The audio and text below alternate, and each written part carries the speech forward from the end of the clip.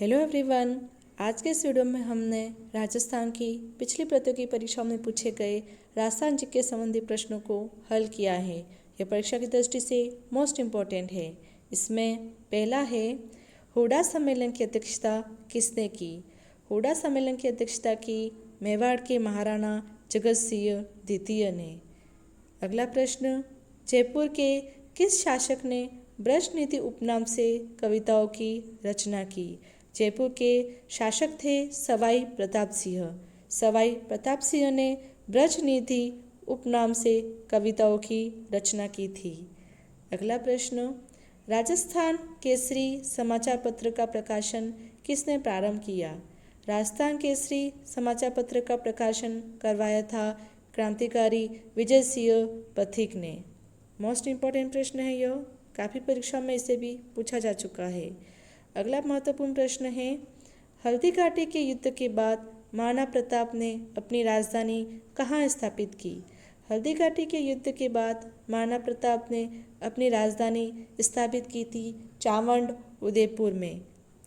अगला महत्वपूर्ण प्रश्न, गणगौर किस महीने में मनाई जाती है? गणगौर का त्यौहार मनाया जाता है हिंदू कैलेंडर में चैत्र मास के दौरान।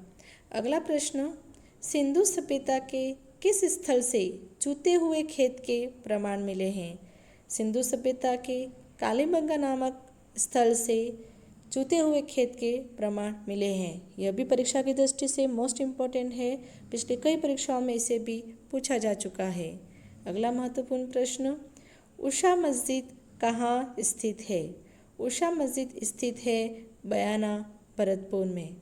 अगला महत्वपूर्ण प्रश्न, 1857 के विद्रोह की शुरुआत के समय उदयपुर में ब्रिटिश रेजिडेंट कौन थे? 1857 के विद्रोह की शुरुआत के समय उदयपुर के ब्रिटिश रेजिडेंट थे कैप्टन शॉवर्स। यह भी काफ़ी परीक्षाओं में पूछा जा चुका है। मोस्ट इम्पोर्टेंट प्रश्न है यह। अगला प्रश्न है, नथमल और सलीम सिंह की हवेलियाँ कहाँ स्थित है? नथमल और सलीम सिंह की हवेलियाँ स्थित है जैसलमेर जिले में। जैसलमेर जिला अपनी हवेलियों के लिए प्रसिद्ध है। अगला महत्वपूर्ण प्रश्न, शोरसान घास के मैदान किस जिले में स्थित है? शोरसान घास के मैदान स्थित है बारां जिले में। यह मोस्ट इम्पोर्टेंट प्रश्न है। पिछली कई परीक्षाओं में इसे पूछा जा चुका है। अगला प्रश्न, राष्ट्रीय ऊँट अनुसंधान केंद्र कहाँ स्थित है? राष्ट्रीय ऊँट अनुसंधान केंद्र राजस्थान में बीकानेर जिले में स्थित है। यह भी मोस्ट इम्पोर्टेंट प्रश्न है। अगला, छप्पन के मैदान अवस्थित है। छप्पन के मैदान स्थित है प्रतापगढ़ और बांसवाड़ा के मध्य यह मैदान फैला हुआ है जहाँ माही नदी प्रवाहित होती है। अगला प्रश्न, राजस्थान के किस जिले में पीएम वाणी योजना का प्रारंभ हुआ? राजस्थान में पीएम वाणी योजना का शुभारंभ हुआ था, वह जिला है प्रतापगढ़। यह भी पिछली कई परीक्षाओं में पूछा जा चुका है। मोस्ट इम्पोर्टेंट प्रश्न है यह। अगला प्रश्न है, राजस्थान में पश्चिमी विक्षोभों से वर्षा किस महीने में होती है? राजस्थान में पश्चिमी विक्षोभों से वर्षा होती है दिसंबर और जनवरी माह में।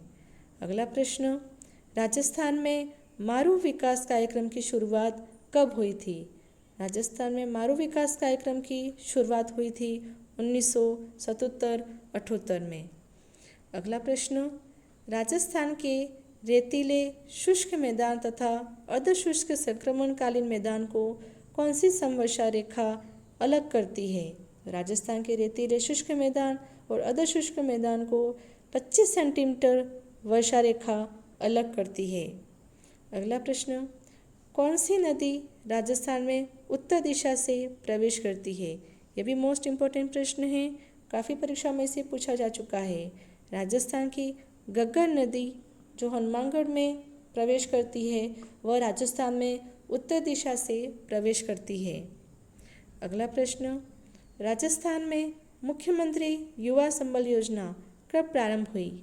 राजस्थान में मुख्यमंत्री युवा संबल योजना प्रारंभ हुई थी 1 फरवरी 2019 को। अगला प्रश्न, राजस्थान की प्रथम पवन ऊर्जा परियोजना कौन सी है? राजस्थान की प्रथम पवन योजना परियोजना है वह है अमर सागर पवन ऊर्जा परियोजना। यह भी पिछली कई परीक्षाओं में पूछा जा चुका है। मोस्ट इम्पोर्टेंट प्रश्न है यह। अगला है चंबल और माही सुगंध, यह किस फसल की उन्नत किस्में हैं? चंबल और माही सुगंध ये दोनों चावल की किस्में हैं। यह भी परीक्षा में पूछा जा चुका है। मोस्ट इम्पोर्टेंट प्रश्न है यह। अगला है पटवों की हवेली का निर्माण किसने करवाया? पटवों की हवेली का निर्माण करवाया गुमान चंद ने। यह भी परीक्षा में पूछा जा चुका है। मोस्ट इम्पोर्टेंट प्रश्न है यह। अगला महत्वपूर्ण प्रश्न है वह है आसीन भिलवाड़ा का किस लोक देवता से संबंध है? आसीन भिलवाड़ा का संबंध है लोक देवता देवनारायण जी से। यहाँ पर देवनारायण जी के काफ़ी मंदिर तथा यहाँ पे इनके भक्त भिलवाड़ा जिले में स्थित है। अगला प्रश्न राजपूताना मध्य भारत सभा कब स्थापित की गई थी? राजपूताना मध्य भारत की स्थापना हुई थी 1918 में। यह भी मोस्ट इम्पोर्टेंट है।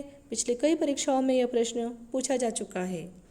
अगला प्रश्न अभिलेख जो प्रतिहार शासक कक्कुर की आबिरों पर विजय का दावा करते हैं, किस अभिलेख में प्रतिहार शासकों के बारे में लिखा हुआ है? स्पेशली कक्कुर राजा कक्कुर के बारे में, तो वह अभिलेख है कटियाला अभिलेख। यह भी परीक्षा की दृष्टि से मोस्ट इम्पोर्टेंट है। यह भी पिछली कई परीक्षाओं में पूछा जा चुका है। अगला महत्वपूर्ण प्रश्न हमें महाकाव्य की रचना किसने की? हमीर महाकाव्य की रचना की नयनचंद सूरी ने। अगला महत्वपूर्ण प्रश्न हेलरू संस्थान संबंध है। हेलरू संस्थान का संबंध है गरासिया जनजाति से। अगला महत्वपूर्ण प्रश्न हेला ख्याल लोक संगीत राजस्थान के किस क्षेत्र से संबंधित है? हेला ख्याल लोक संगीत राजस्थान के दौसा और सवाई माधोपुर जिले से संबंधित है। यह भी मोस्ट इम्पोर्टेंट है। यह भी पिछली कई परीक्षाओं में पूछा जा चुका है। अगला महत्वपूर्ण प्रश्न चार बेत कहाँ का लोकनाट्य है? चार बेत लोकनाट्य है वह है टोंक जिले का। अगला महत्वपूर्ण प्रश्न मरुवाणी क्या है? मरुवाणी है राजस्थानी भाषा की मासिक पत्रिका। यह भी मोस्ट इम्पोर्टेंट प्रश्न है। यह भी पिछली कई परीक्षाओं में पूछा जा चुका है। अगला महत्वपूर्ण प्रश्न है वह है डूंगरपुर के निकट बावड़ी किसने बनवाई थी?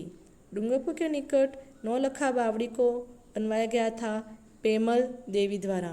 यह भी पिछली कई परीक्षाओं में पूछा जा चुका है। मोस्ट इम्पोर्टेंट प्रश्न है यह। अगला महत्वपूर्ण प्रश्न है गणेश सभ्यता का विकास किस नदी के किनारे हुआ? गणेश्वर सभ्यता का विकास हुआ कांतली नदी के किनारे। अगला महत्वपूर्ण प्रश्न इजलास खास की स्थापना की थी। इजलास खास की स्थापना की थी मेवाड़ के महाराणा सज्जन सिंह ने। यह भी काफ़ी परीक्षाओं में पूछा जा चुका है। मोस्ट इम्पोर्टेंट प्रश्न है यह। अगला महत्वपूर्ण प्रश्न है वह है बबलू लिखमादेसर पांचला सिद्धांत के संप्रदाय किस संप्रदाय से संबंधित है? बबलू लिखमादेसर पांचला सिद्धांत यह संबंधित है जसनाथ संप्रदाय से। परीक्षा की दृष्टि से मोस्ट इम्पोर्टेंट है। यह भी कई परीक्षाओं में पूछा जा चुका है। अगला महत्वपूर्ण प्रश्न है वह है राजस्थान में सुनवाई का अधिकार अधिनियम किस वर्ष में लागू हुआ? राजस्थान में सुनवाई का अधिकार अधिनियम लागू हुआ 2012 में। यह भी मोस्ट इम्पोर्टेंट है। अगला महत्वपूर्ण प्रश्न है वह है 1857 की क्रांति के समय धौलपुर के शासक थे। 1857 की क्रांति के समय धौलपुर के शासक थे राजा भगवंत सिंह। अगला महत्वपूर्ण प्रश्न लेबर तालाब नमक वर्षा जल संग्रह संरचना किस जिले में स्थित है?